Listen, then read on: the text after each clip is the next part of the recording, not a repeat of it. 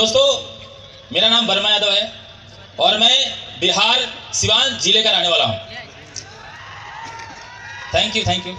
और दोस्तों, इस कंपनी में आने से पहले की मैं बात करूँ आपसे, और आने से पहले की बात मैं इसलिए आज आपसे करने वाला हूँ या करूँगा ताकि आपको ये समझ में आ जाए कि जितने लोग यहाँ जीडी बन के आपके सामने स्टेज पे आए हुए थे, जिनसे आप मिल पाए, कहीं ना कहीं वो सारे अप्लायंस या मैं खुद भी जिस जगह आज आप बैठे हुए हैं, जिस परिवार से आप बिलोंग करते हैं, दोस्तों हम भी उसी परिवार से हैं, उसी समाज से हैं, उसी परिस्थिति से बाहर निकल गए हैं जिस परिस्थिति से आप जूझ रहे हैं या परेशान हो रहे होंगे। तो जानना चाहेंगे? तो दोस्तों, इस कंपनी में आने से पहले मेरे घर में मेरे पिताजी 3 भाई और हमारे 3 पापा के बीच में हमारे घर में बड़ी सारे बहनें बैठी हुई है। हमारे घर में 17 बहन और हम लोग 5 भाई। और दोस्तों, हमारे 3 पापा के बीच में या ऐसे हम बात करें पूरे खानदान में कोई व्यक्ति पैसा कमाने वाला था तो हमारे पापा जी थे। हमारे पापा जी वेस्ट बंगाल में, आप नाम सुनोगे, बड़ी सारी जूट फैक्ट्रियां होती है या अभी भी हैं, उन्हीं जूट फैक्ट्री में काम करते थे और जितना पैसा वो कमा रहे थे सारा पैसा दोस्तों कमा के अपने बड़े भाइयों को देते गए। हमारे बड़े पापा लोग गांव में रह के खेती बाड़ी कर रहे थे और उन्होंने हमारे पापा के पैसे से या जो खेती बाड़ी कर रहे थे उसमें से जो भी पैसे वो सेव कर रहे थे, उन पैसे से अपने 16 लड़की की शादी कर दिए। यानी दोस्तों, मैं आपको ये बताना चाह रहा हूं कि हमारे घर में 17 बहन, लेकिन उसमें से अपनी बात करें 17 बहन हमारी ही हैं, बट अपनी बात करें दोस्तों, हमारी सिर्फ 1 बहन और हम 3 भाई। और हमारे जो 2 बड़े पापा थे उनकी 16 लड़कियां और 2 लड़के। हमारे बड़े पापा लोग पैसा ले करके 16 लड़की की शादी कर दिए। हमारे 2 बड़े भाइयों का शादी हो गया और जब दोस्तों हमारे बहन का शादी का समय आया तो जो अक्सर घर में होता है वो हमारे भी घर में हुआ। और दोस्तों, इस बात को मैं नहीं बताऊंगा तो भी आप सबको पता है क्या हुआ होगा। हेलो, क्या हुआ होगा? बंटवारा, हिस्सा लगना शुरू हुआ। दोस्तों, हमारे पापा कभी बिहार में रहे नहीं थे। उन्होंने पूरा उम्र वेस्ट बंगाल में जॉब किया था, काम किया था। जितना मेरे बड़े पापा को लोग गांव में लोग जानता था, मेरे पिताजी कोई जानता भी नहीं था। गांव में फैसला कब होता है? जब पंच आते हैं, पंच आए, फैसला हुआ। हमारे पापा ने लोगों के बीच में बात रखा कि हमने अपने बड़े भाई लोगों को लगातार 20 साल पैसे कमा के दिया, बट किसी ने बात नहीं माना। इसलिए नहीं माना कि लोगों का कहना था भाई आपने दिया है तो क्या प्रूफ है आपके पास। यानी दोस्तों, इस बात से मैं एक चीज समझाना चाह रहा हूं कि हिस्सा तो लगा, लेकिन उस हिस्सा में हमारे पिताजी को कुछ ऐसा नहीं मिला जिससे हम खुश हो। यानी हमें और हमारे पिताजी को एक गड्ढा जमीन मिला, बिल्कुल गड्ढा, जहां पे आप खेती नहीं कर सकते हैं, जहां पे आप घर नहीं बना सकते हैं। बट हमारे पापा ने उसे एक्सेप्ट कर लिया और हम तीनों भाइयों को एक बात बैठा कर समझाया कि देख बेटा, यदि हम अपने बड़े भाई की 16 लड़की की शादी कर सकते हैं तो हमारी सिर्फ एक बेटी, उसकी भी शादी हम करेंगे, तुम लोग को टेंशन लेने की जरूरत नहीं है। दोस्तों, बंटवारा तो हो गया, लेकिन हमारे पापा जो जॉब कर रहे थे कलकत्ता में, जब वो सोचे कि बंटवारा तो हो ही गया है और बेटी की शादी करनी ही है, तो उन्होंने हमारे बहन के लिए लड़का देखना शुरू कर दिया। दोस्तों, बहन हमारी हो या आपकी, लड़का देखने में कोई प्रॉब्लम नहीं होता है। प्रॉब्लम तब होता है जब लड़का पसंद आ जाए और जब उसके बाद आगे होती है। हमारे पापा ने बड़ा अच्छा लड़का देखा, घर परिवार भी अच्छा था, खेती बाड़ी भी काफी था। और दोस्तों, जब पैसे लेन देन की बात हुई तो दोस्तों आज से 15 साल पहले मेरे पिताजी से दहेज मांगा गया था 70,000 रुपया और एक साइकिल। और दोस्तों, उस वक्त हमारे पिताजी की उतनी औकात नहीं थी कि मैं 70,000 वो दे पाते, बट घर परिवार अच्छा होने की वजह से वो एग्री हो गए। और दोस्तों, जैसे 6 महीना 8 महीना के बाद जो शादी का दिन रखा जाता है, सब कुछ रखा गया और वो समय भी आया जिस दिन हमारी बहन का शादी था। दोस्तों, शादी का दिन भी आया और बड़े धूमधाम से बारात भी आया। फर्क इतना है दोस्तों, यहाँ बड़े सारे भाई बैठे होंगे जिनकी बहन की शादी हुई होगी। आपकी और मेरी बहन की शादी में सिर्फ एक अंतर था कि आपकी बहन का बारात धूमधाम से आया होगा तो आपकी बहन को लेकर चला गया होगा। दोस्तों, हमारी बहन का बारात तो आया, लेकिन जिस तरह से आया था लोग उसी तरह छोड़ के चले गए, क्योंकि हमारे पापा बड़ी मुश्किल से उस वक्त 30,000 रुपया इकट्ठा किए थे। 40,000 रुपया और साइकिल नहीं दे पाने की वजह से मेरे बहन को लोग मेरे घर में छोड़ के चले गए। दोस्तों, छोड़ के तो चले गए। और मैंने इसलिए बोला कि मैं थोड़ा सा बताना चाहता हूं, क्योंकि जहां मेरा घर था, या इसको अपने आप पे आप लेके समझेंगे तो आपको और अच्छे समझ में आएगा। जहां हमारा या आपका घर होता है, हमारे घर के अगल बगल बड़े सारे लोग होते हैं, हमारे बड़े सारे रिश्तेदार होते हैं। क्या ऐसा मेरे साथ हुआ होगा? सब लोगों ने हेल्प कर दिया होगा, 1000 1000 2 2 हजार रुपया करके। आवाज नहीं कर दिया होगा? दोस्तों कोई आगे बढ़ के नहीं आया, बड़े सारे रिश्तेदार भी आए हुए तो कोई आगे बढ़ के नहीं आया। हाँ, आगे बढ़ के बड़े सारे लोग आए, हेल्प करने के लिए नहीं आए, ताना मारने के लिए आए। जो हमारे उम्र के लड़के थे वो हमारे सामने आए और उन्होंने एक बात बोला कि जिसका 3 भाई हो और उसकी बहन का शादी हो और वो बहन घर में पड़ी रह जाए, अरे तुम लोग तो कहीं जाकर चूल्हे भर पानी में डूब के मर जाना चाहिए। हमारे पापा की उम्र के लोग भी हमारे पापा के सामने आए, लेकिन दिलासा देने के लिए नहीं, ताना मारने के लिए कि जो इंसान 20 साल बाहर में जॉब किया हो और उसकी बेटी को छोड़ दिया जाए घर में, अरे तुम लोग को जीने का बड़े सारे। मैं आपको इस स्टेज के माध्यम से मैं बोल रहा हूं तो भी मुझे लग रहा है कि मैं कितना भारी चीज बोल रहा हूं। मतलब बड़ी सारी प्रॉब्लम्स हुई, मेरी मम्मी को ताना मारा गया, मेरी बहन की सहेलियां मेरी बहन को ताना मार के चली गई।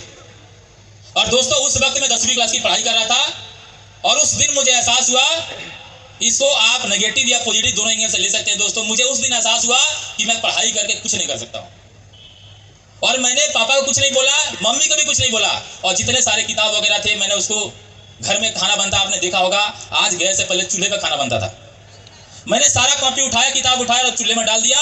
और मैंने पापा को अगले दिन बोला, पापा मैं जा रहा हूँ कलकत्ता। पापा ने बोला बेटा कलकत्ता तो टिकट इतने दिन का बाद कमाना हुआ है। मैं बोला वो टिकट में आप जाइएगा, मुझे जाना नहीं है, मैं जा रहा हूँ पढ़ने नहीं, मैं जा रहा हूँ कमाने। मेरे पापा ने बहुत बैठा के समझाया, लेकिन घर की कुछ स्थिति इस प्रकार बन गई थी दोस्तों, मुझे लगा काम करना ही पड़ेगा। और जो लड़का आपके सामने इस स्टेज पे खड़ा है, लाइफ में पहला काम मैं शुरू करने के लिए गया वेस्ट बंगाल। और दोस्तों जब एक इंसान पहला काम शुरू करता है तो उसके मन में बड़े सारे असमंजस वाला स्थिति होता है, कौन सा काम करे।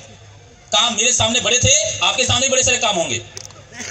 दोस्तों मैं जब काम करने निकला तो मैंने ये सोच के निकला कि हमारे रिलेशन में बहुत सारे ऐसे लोग थे जो वेल्डिंग वाले काम को करके दिल्ली में जाकर 10 हजार कमा रहे थे।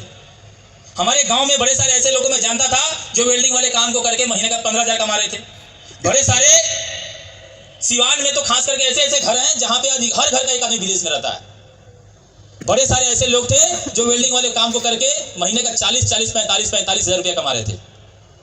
दोस्तों मैंने उस वक्त सोचा कि मैं भी जाऊंगा और मैं भी वेल्डिंग का काम सीखूंगा। और जिस दिन मैं वेल्डिंग का काम सीख गया, मैं भी दिल्ली में जाकर 10 हजार कमाऊंगा, मुंबई में जाकर 15 हजार कमाऊंगा, और भगवान की दया से मैं चला गया विदेश तो मैं भी जाके 40-45 हजार उन लोगों की तरह कमाऊंगा। ये दोस्तों मेरा सोच था। दोस्तों मैं गया कलकत्ता में और मैं एक फैक्ट्री में गया और उस फैक्ट्री में मैं जाके बोला, दादा हमें एक काज चाहिए। क्या बोला? हेलो, मैंने बोला दादा हमें एक काज चाहिए। मैं वहां की भाषा थोड़ा जानता था, यानी मैं आपको समझाता हूं हिंदी में। मैंने बोला मुझे काम चाहिए। लोगों ने बोला क्या काम चाहिए, की काज कर भी। मैंने बोला दादा हमें वेल्डिंग का सीखो। उधर से दादा बोला, भाई बोला तोर बाड़ी को था है। दोस्तों वो बात मुझे आज भी याद है। वो मेरे को बोला तोर बाड़ी को था है। मैंने बोला दादा हमारी बड़ी बिहार। और दोस्तों जैसे मैंने बिहार बोला, मैं इस स्टेज पे खड़ा हूं। दोस्तों बिहारी के बारे में इतना कुछ बोला मेरे को, बिहारी ये हो, बिहारी वो, बिहारी ये, बिहारी वो 2-3 मिनट लेक्चर मारते रहेगा बिहारी पे। और जब उस इंसान का मुंह बंद हुआ तो मैं खड़ा होकर बोला, दादा हमें वो रकम बिहारी ना, हमें खूब बालो बिहारी। बोला तू खूब बालो बिहारी, हमारे का था ये दिन 8 टका देवो। बोला मेरे पास काम करो, तुमको एक दिन का हम 8 रुपया देंगे। और आप यकीन नहीं करेंगे दोस्तों, मैं कुछ भी नहीं सोचा, मैं एक बात सोचा, यदि मैं काम सीख गया तो मैं दिल्ली में जाकर 10 हजार कमाऊंगा, मुंबई में जाकर 15 हजार कमाऊंगा, और मैं कहीं चला गया विदेश मैं 45 हजार कमाऊंगा, मेरे घर की सारी परेशानी खत्म हो जाएगी। मैंने काम सीखना शुरू कर दिया। दोस्तों बाहर की दुनिया इतनी खराब है। मैंने 6 महीना उस फैक्ट्री में काम किया। 6 महीना में हमको वेल्डिंग का रड छूने को नहीं दिया गया। जो भाई वेल्डिंग वाले काम को जानते होंगे या किए होंगे उनको पता होगा, वहां जाने के बाद हम्बल मिलता है, मोटा सा हम्बल रड वाला। उसको मैं 6 महीना लगातार चलाता था। 8 घंटे के मैं 10-10 घंटा चलाता था ताकि कोई मुझे काम सिखा दे।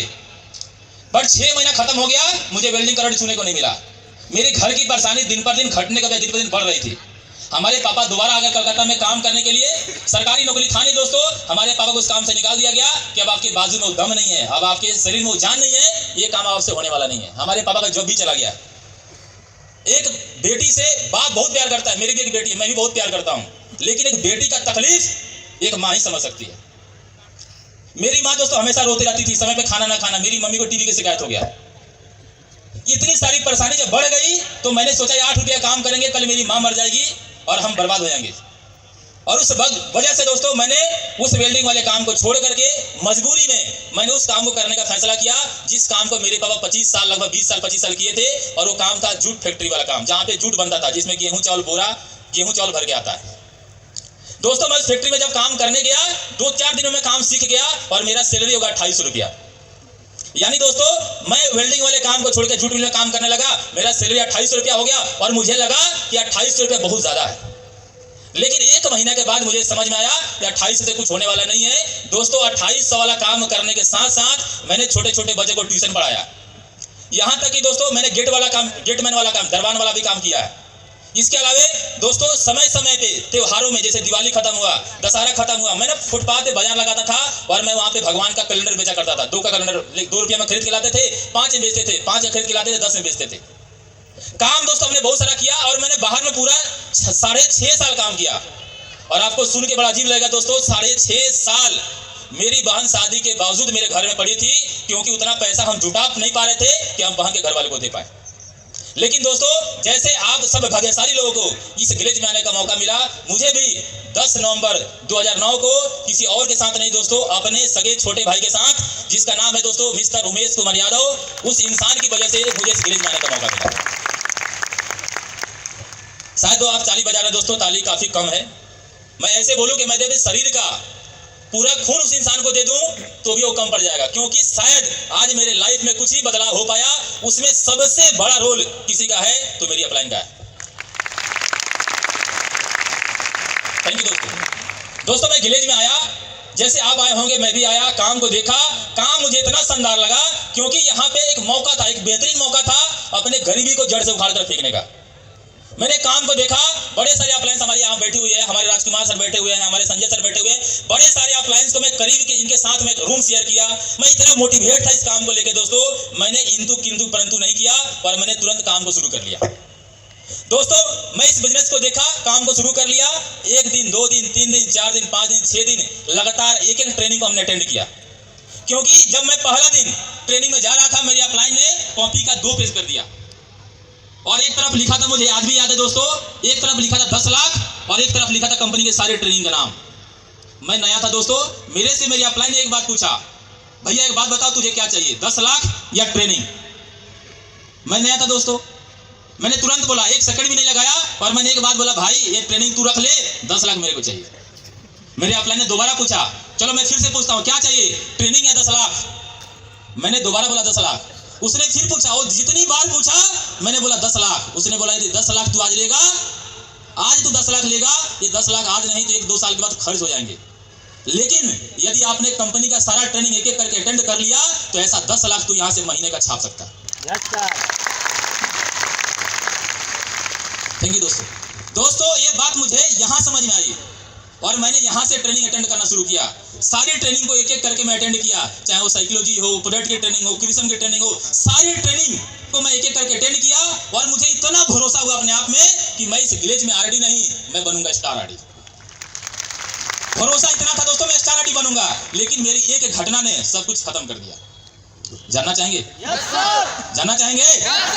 दोस्तों हर ट्रेनिंग में मैं बैठता था आगे, एक दिन मैं बैठ गया पीछे। मैं पीछे बैठा, बड़े सारे हमारे साथ लोग बैठे हुए थे। मैंने अभी ट्रेनिंग शुरू होने से पहले एक आदमी से मैंने सवाल किया, भैया आप कौन लेवल पे हैं?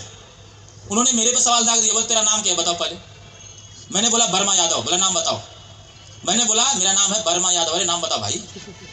मैंने दोबारा बोला मेरा नाम है वर्मा यादव। अरे नाम बताओ नाम। मैंने बोला भाई मेरा नाम है वर्मा यादव। बोला नाम है कहाँ बे? ये वर्मा भी टाइटल, यादव भी टाइटल, तेरा नाम तो है नहीं। पहली बार मेरे को पता चला मेरा नाम तो है ही नहीं। मैंने उनसे पूछा भैया आपका नाम क्या है? उन्होंने बोला राधे श्याम। मैं खड़ा होकर बोला जय हो प्रभु। और मैंने अगला सवाल उनसे किया था, मैं उसी सवाल पे चला गया। मैं बोला आप कौन लेवल पे? वो इंसान खूब हंसा, हा हा हा हा। मैं बोला सर हंसिए नहीं, लेवल बताइए। जानना चाहेंगे क्या बताया? उन्होंने, मैं दोबारा पूछा भाई आप लेवल बताइए कौन लेवल में? बोला मैं स्टार सीडी हूँ। मैंने बड़ा कंफ्यूज हो गया। मैं 7 दिन ट्रेनिंग लिया था। मैं बोला ना मैं सारा ट्रेनिंग यहाँ और दिल से लेता था। मैंने कॉपी निकाला, फटाफट ट्रेनिंग देखना शुरू किया। इसमें तो कहीं स्टार सीडी के बारे में लिखा ही नहीं। यहाँ स्टार आरडी है, स्टार डीडी है, स्टार जीडी है। मैंने बोला भाई आप स्टार सीडी कैसे बन गए? वो इतना मोटा तगड़ा था भाई, तुरंत खड़ा हुआ और बोला तू क्या जानता है स्टार के बारे में? क्या जानते हो स्टार के बारे में? मैंने बोला सर मैं इतना जानता हूँ कि जो 0+ हमारे टाइम में 4 मंथ था, बहुत भाग्यशाली आपको 0+7 मंथ मिल गया, बहुत भाग्य। 0+4 मंथ था। मैंने बोला भाई 0+4 मंथ में जो आरडी होता है वो स्टार आरडी होता है। बोला पागल हो तुम, 0+4 मंथ से हम सीडी है तो कौन सीडी है बताओ? हेलो दोस्तों सारा स्टार खत्म, वो ट्रेनिंग भी खत्म। मैं ट्रेनिंग से निकल गया, बाहर में जितना दुकान है राजगिरी में, मुझे आज भी याद हो, सब लोग मुझे आज भी पहचानते हैं। मैं सब दुकान पे गया और मैं एक ही बात पूछा, भैया कंपनी कैसी है? लोगों ने बोला कौन कंपनी? मेरे अंदर डर हो गया, भाई यही तो कंपनी थी, रात को कल भी थी। बोला कौन कंपनी? मैंने बोला वो है ना भदोखली पोखर में। अच्छा ओ, अरे बाबू जिंदगी बचाना है ना, ईमानदारी से करा दोस्तों। मैं जितने लोगों से मिला सब ने एक ही बात बोला, मतलब कोई नहीं बोला रुक लो देख लो समझ लो, बड़े बड़े सारे एग्जांपल दिया गया। अरे लोग आते हैं और जाते हैं, यस सर नो सर, 3 महीने में पल सर वगैरह वगैरह, बड़ी सारी ट्रेनिंग बताया गया। दोस्तों मैं समझ नहीं पा रहा था कि मतलब मैं कल तक क्या सोच रहा था और आज मेरे साथ क्या हो गया। मैं आपको बोलूं ना दोस्तों, मैं एक ज्योतिष आदमी बैठते हो नौलखा मंदिर है वहां पे, मैं उनके पास गया, मैं बोला ये आदमी बोल देगा ना कि तेरे हाथ में पैसे का रेखा, माँ कसम विलेज में काम करेंगे तब तक काम करेंगे जब तक हम जीडी नहीं बन जाते। मैं गया दोस्तों, मैं गया और मैंने हाथ दिखाया और उन्होंने मेरे से पहले हाथ देखा, बोला क्या रेखा है, गजब वाह। अगला सवाल किया कौन कंपनी में काम करते हो? मैंने उस वक्त बोला ग्लोबल। बोला हाथ हटाओ, बोला हाथ हटाओ, बोला हाथ लेके आओ, फिर लेके आया। बोले तेरे हाथ में पैसा का रेखा नहीं, तू कभी गाड़ी नहीं खरीद सकता, तू कभी जमीन नहीं खरीद सकता है, तू कभी शादी नहीं कर, मतलब इतने नेगेटिव बात बोला उन्होंने ना भाई, मैं समझ गया मेरा यहाँ कुछ होने वाला नहीं। मैं रूम पे गया और मैंने अपलाइन को बुलाया, बोला भाई थोड़ा इधर आओ। और अपलाइन कहा गया ना, अपलाइन इस विलेज में और हमारे बिजनेस में अपलाइन को भगवान का दर्जा दिया गया दोस्तों। पता है क्यों? क्योंकि अपलाइन में इतनी क्वालिटी है कि अगला को देख के बता देगा। मैंने अपने भाई को बोला भाई इधर आओ, वो मेरा चेहरा देख के समझ गया कुछ गड़बड़ है। वो 4 लड़के को लेके आया, 4 बॉडीगार्ड, और बोला क्या बात है? मतलब कोई बात नहीं जाओ। मुझे पता था मैं कुछ ही बोलूंगा, चारों मिलके हमको, 5 लोग मिलके हमको समझाना शुरू कर दिया। हेलो दोस्तों, मैं कुछ नहीं बोला, रात को गया कमरे में आराम से सो गया, सब सोए आदमी की तरह, मैं सो उल्लू की तरह, क्योंकि उल्लू का आंख खुला होता। मैं आंख खोल के सोया और मैं देखा जैसे सब लोग सो गए दोस्तों, मैं रात को 11 बजे उठा, 11:30 बजे ट्रेन चलती बुद्धि पूर्णिमा एक्सप्रेस। मैं आपको कितना अच्छा तरीका बता रहा हूं, समझ लीजिएगा। मैं आराम से उठा और ट्रेन को पकड़ा और मैं चला गया। जाना था दोस्तों मुझे पटना से हावड़ा, मैं गलती से चला गया बनारस। टीटी ने पकड़ लिया, बोला फाइन दो। बोला फाइन तो नहीं है सर। बोला जेल में लेके जाएंगे। बोला जहां लेके जाना लेके जाओ, विलेज में नहीं जाएंगे। कुछ नहीं किया भाई साहब, ट्रेन में बैठा दिया, मैं दोबारा कलकत्ता पहुंच गया और वहां पे जाके मैं सोया हुआ था और पहली बार मेरा आंख खुला, मेरा भाई मेरे सामने खड़ा था और बड़े प्यार से बोला भैया गुड मॉर्निंग, फटाफट रेडी हो जा, चलना है। बोले कहाँ? बोला कहाँ? जहां से भाग के आया वहीं। अब दोस्तों मैं बड़ा मुसीबत में पड़ा, मैं क्या बोलूं? मैं बोला काम करो, है ना, यहाँ कोई सर और नहीं है भाई, छोटा भाई था 10 साल छोटा है ना, थोड़ा दूसरे एटीट्यूड से मैं समझाना शुरू किया, बड़े प्यार से बोला चलना है तो चलो, नहीं तो पापा को मैं फोन लगाता हूँ। पापा का जैसे नाम लिया मैं चुपचाप उसके साथ चल दिया। दोस्तों इस विलेज में एक बार नहीं 3 बार छोड़ के विलेज को भागे हैं और मेरा भाई इतना खतरनाक कि वो 3 बार मेरे को पकड़ के लेके चलाया। इसीलिए मैं कहीं भी जाता हूं, मैं एक बात लोगों को सिखाता हूं, मेरी तरह मत बनो, कोई फायदा नहीं है। बनना है तुम्हारी उस अपलाइन की तरह बनो, जो इंसान नहीं बनना चाहता उसको भी लाके विलेज में जीडी बना के खड़ा करते। और दोस्तों मैं अपलाइन का नाम ले रहा हूं तो ऐसा मत समझिए मैं सिर्फ भाई का नाम ले रहा हूं, यहाँ बड़ी सारे अपलाइन बैठे हुए हैं। इन्होंने उंगली पकड़ पकड़ के, हमारे संजय सर है, राजकुमार सर है ना, इतना सपोर्ट किया, इतना समझाया, इतना बताया। दोस्तों एक नेगेटिव आदमी पॉजिटिव होकर काम करना शुरू किया। आपको लग रहा होगा सर आप नेगेटिव क्यों थे? नेगेटिव इसलिए था दोस्तों, मुझे बोला गया था पहले आओ, मैं आया बड़ा खुश था, फिर बोला गया लाओ, मैं बोला ये नहीं होगा। आना ठीक है, लाना ठीक नहीं है। यहाँ बड़े सारे लोग बैठे होंगे, बैठे इस हॉल में होंगे, दिमाग अभी भी अपलाइन के बातों पे चल रहा होगा। यहाँ से जाएंगे फिर लोग वही बोलेंगे।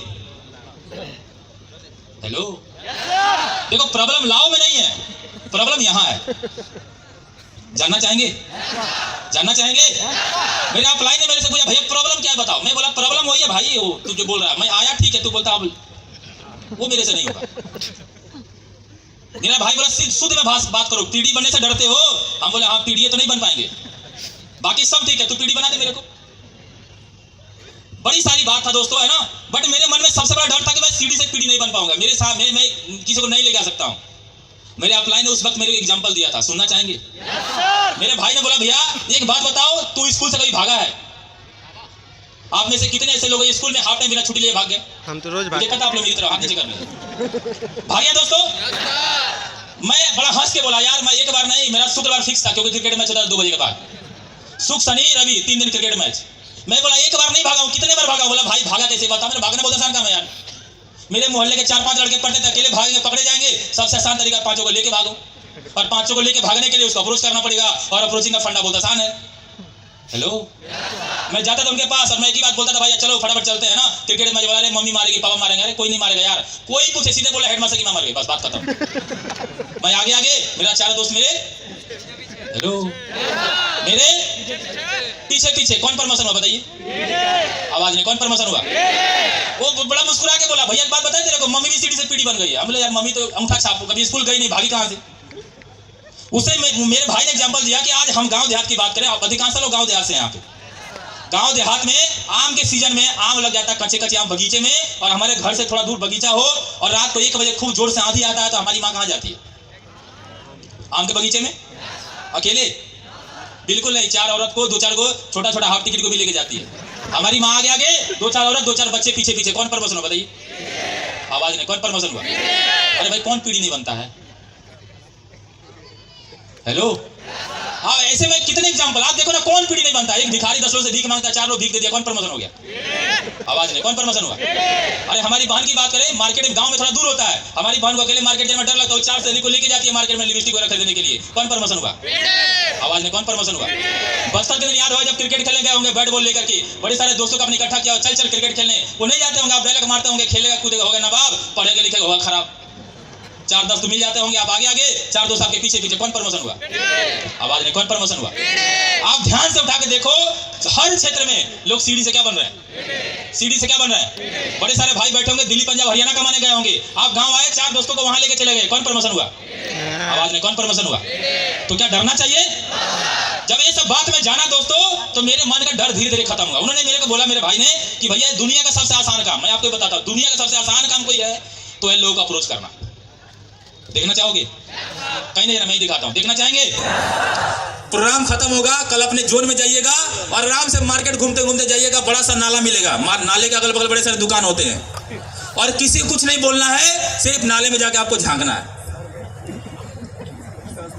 2 मिनट के बाद 10 लोग झांकने वाले मिल जाएंगे, आपको किसी से बोलना नहीं पड़ेगा।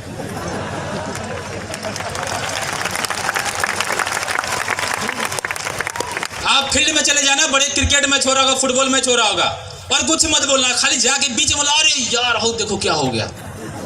देखना जो छक्का मारने को रेडी होगा ना, वो भी एक बार बैट छोड़ के देगा, क्या हुआ भाई?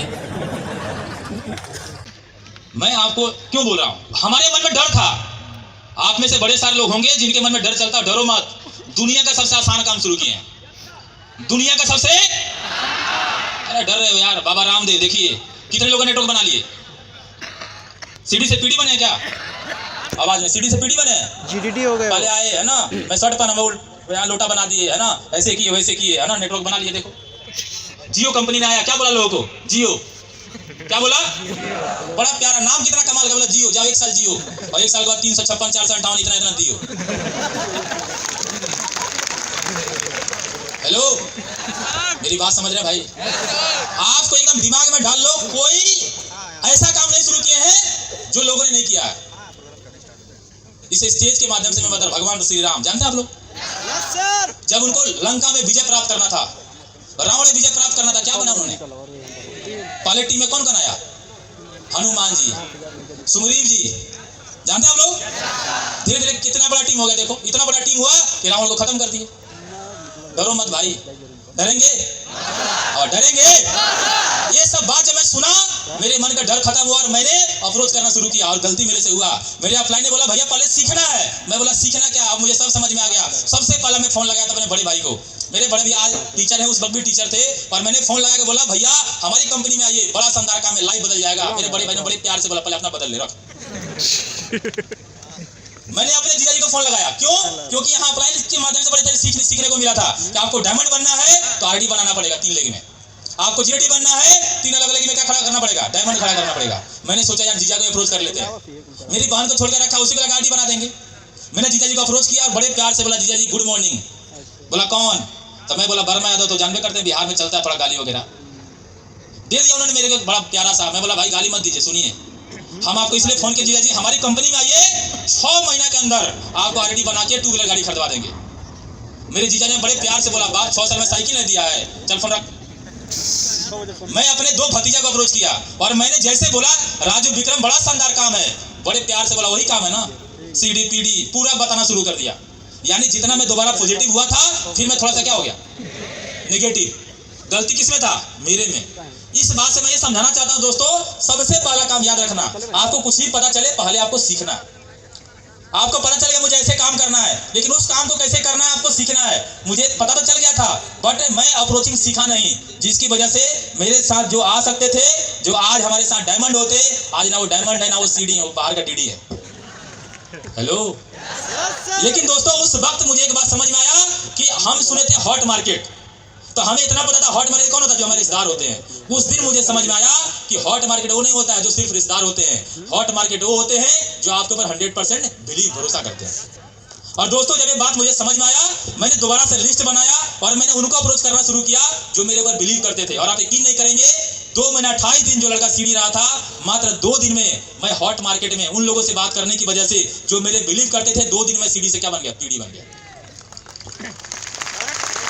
दोस्तों मैं सीढ़ी से पीढ़ी बन गया। थोड़ा फिर लापरवाही हुई, क्योंकि मुझे लगा मैं पीढ़ी बन गया हूं, अब क्या करना, अब लोग काम करेंगे, हमको पैसे आएंगे। मैं ट्रेनिंग में जाना बंद कर दिया, अपलाइन की बात मानना बंद कर दिया।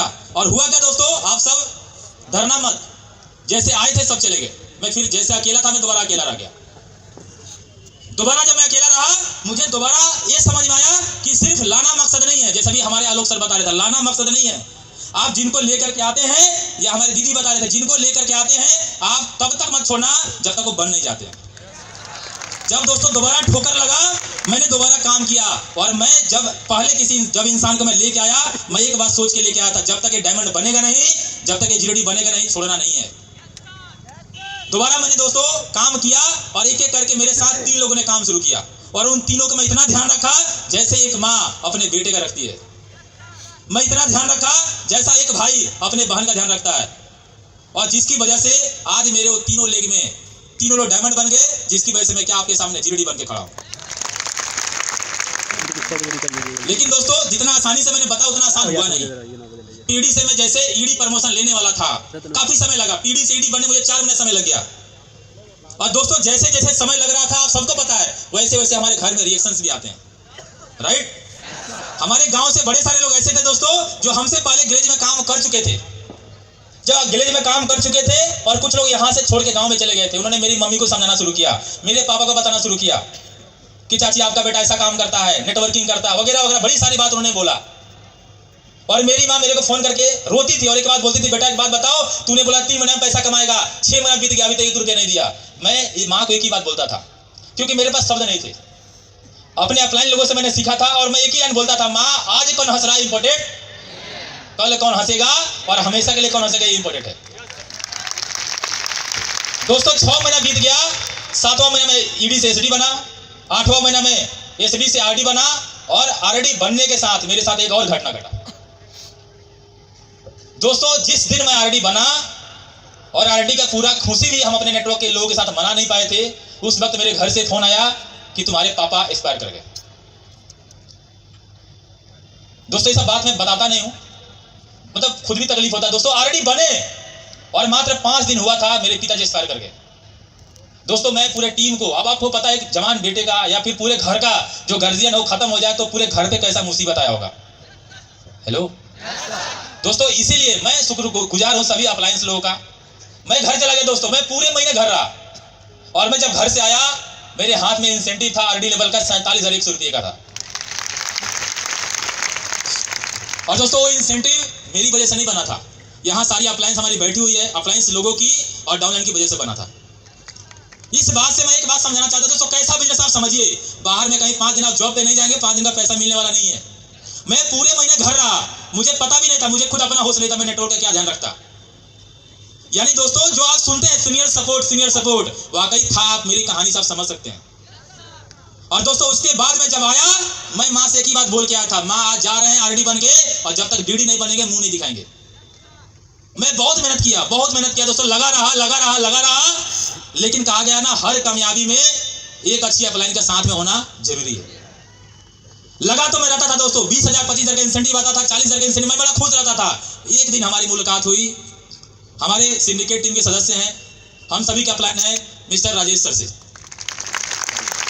और उस दिन उन्होंने मेरे को बैठा करके, एक होटल है पंजाबी ढाबा, और बैठा के पहली बार मेरे को प्लानिंग दिया डीडी बनने से क्या फायदा है। मेरे को कोई नहीं समझाया था, या होता ना कि शायद उस तरह से नहीं समझा गया वो मेरे को। और पहली बार जब सर ने बताया कि तेरा हर महीने का 2 लाख रुपया नुकसान हो रहा है, उस दिन दोस्तों हमारी आंखें खुली और मैंने मेहनत करना शुरू किया। मेहनत को 4 गुना हमने बढ़ा दिया और उसी मेहनत का नतीजा है कि आज आपके सामने खड़ा हूं। दोस्तों मैं इस विलेज में 3.5 साल के बाद डायमंड बना और डायमंड लेवल का पहला इंसेंटिव आया 1,27,000 और डायमंड लेवल का सबसे हाईएस्ट चेक मुझे याद है, क्योंकि मैंने वो स्टेज पे अपने सर लोग के हाथों से लिया था। डायमंड लेवल का सबसे हाईएस्ट चेक मुझे आया था 7,20,000 का। जब दोस्तों मुझे इंसेंटिव पता चला कि स्टेज पे मिलने वाला है, मैं माँ के पास गया और मैंने माँ को जाके बड़े प्यार से बोला कि माँ मेरा बहुत बड़ा चेक बना है, स्टेज पे मुझे मिलेगा, तुम चलो। गांव से मैं लाने गया था, बड़े सारे लोग अपने गार्जियंस को लेके आए हुए हैं। मैं लाने गया, मेरी माँ ने बोला कितना चेक बना बेटा, यही बता दे। मैं बड़ा जोश में था, मैंने बोला माँ 7,20,000। 1 सेकंड नहीं लगा मेरी माँ को। मेरी माँ ने बोला तेरा बाप कमाया आज तक। मैं समझ गया कि जो हम सीडी लेवल सुनते आ रहे हैं, बताने से कुछ नहीं होगा, दिखाना पड़ेगा। मैं मम्मी को लेके आया, मैं बोला माँ छोड़ो 7,20,000 ने 20,000 का, मैं तो मजाक में बोल रहा था। मैं मम्मी को लेके आया, सामने बैठाया और जब प्रोग्राम में मुझे इंसेंटिव मिला राजगीर के अंदर, और दोस्तों मेरी माँ वहां बैठ करके ना हंस रही थी ना ताली बजा रही, सिर्फ रो रही थी बैठ करके। प्रोग्राम खत्म हुआ, मेरी माँ ने बोला घर कब चलना बताओ। मैं बोला माँ कल। बोला नहीं आज मेरे को चलना है। मेरी माँ घर गई। क्यों? क्योंकि बड़े सारे महिलाएं भी हमारी माँ को ताना मारती थी, मेरा बेटा उसी कंपनी से भाग के 10,000 भेजा है, मेरा बेटा उसी कंपनी से भाग के 15,000 भेजा है। मेरी माँ ये बात काफी सालों से सुनते आ रही थी, काफी सालों से। उसको मौका मिला, गाँव गई और दरवाजा घर का नहीं खोला। बोला तू बेटा यही रहो, मैं आ रही हूँ। फटाफट गए दिल्ली वाली इधर आओ, क्योंकि उसका बेटा दिल्ली में था। ओ हरियाणा इधर सुनो, लुधियाना, पूरा सबको बुला दिया और पूरा बोले चल तेरा बेटा कितना भेजा है? 10,000 3.5 साल में कितना हुआ होगा? 12,000। 12 वाला 15,000 और सबका पैसा जोड़ के बोली तू लोग का जितना बेटा कमाता नहीं 1 महीने में, उतना मेरा बेटा सरकार को देता, इनकम टैक्स TDS। मैं ये बात क्यों बता रहा हूं? मैं इसलिए बता रहा हूं दोस्तों, आज कौन हंस रहा है इंपॉर्टेंट? आज कौन हंस रहा है इंपॉर्टेंट?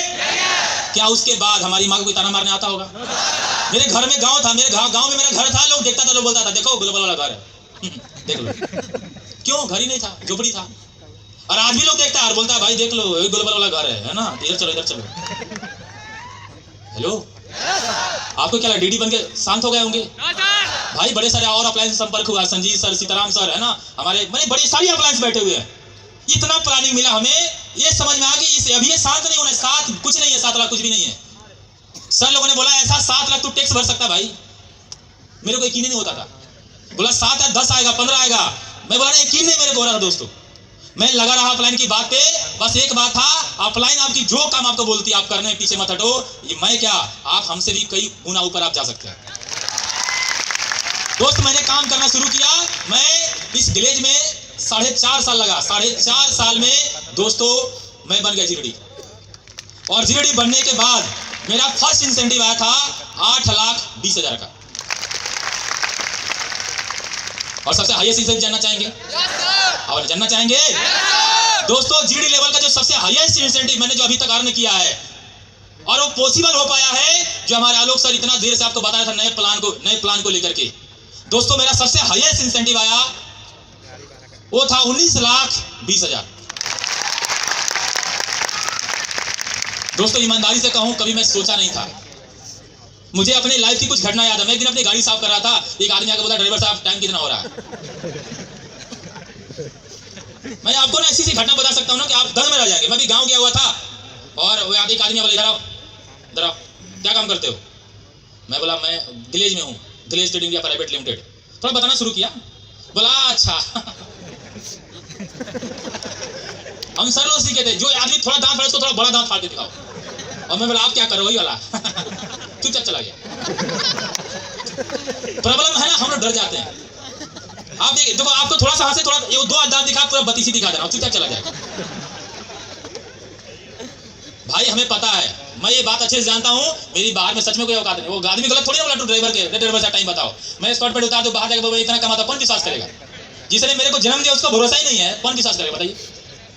हेलो, आपको विश्वास है? विश्वास है? उम्मीद करें आपका भी इंसेंटिव 19,20,000 का आएगा। सर ने बोला ना कम है, हम लोगों से कई गुना ज्यादा आने वाला है। तो उम्मीद करें, दिल से काम करेंगे, परेशानी आएगा, याद रखना, बड़ी सारी परेशानी आया। बस एक बात याद था, आज कौन हंस रहा है इम्पोर्टेंट, कल कौन हंस रहा है इम्पोर्टेंट है। लगे रहे अपने काम में। Yes sir. ठीक है दोस्तों। बाकी पिछले महीना 11 तारीख को मैंने एक बड़ी प्यारी कार लिया है। कार का नाम है जीप कंपास लिमिटेड प्लस। कभी एक लड़का जो 2800 रुपया कमाता था, आज इस ग्लेज की वजह से, यहाँ बैठी सारी अप्लायंस और डाउनलाइन की वजह से 28 लाख का कार लिया। और दोस्तों बात वही है, तो अभी शुरुआत है। राइट। तो उम्मीद करें आप सब दिल से काम करेंगे, परेशान तो नहीं होंगे, रिएक्शन आएगा, मुकाबला करेंगे। तो मेरी दुआएं आपके साथ है। बस जाते जाते मैं बोलना चाहूंगा, इन सारी कामयाबी के पीछे हमारी बड़ी सारी अप्लायंस का हाथ है। मैंने बड़े सारे अप्लायंस बैठे हुए हैं, इसके अलावा हमारी कंपनी के सभी डायरेक्टर का हाथ है। तो मैं एक बार चाहूंगा हमारे सभी डायरेक्टर सर के लिए जोरदार ताली होना चाहिए दोस्तों, ताली जोरदार। थैंक यू दोस्तों।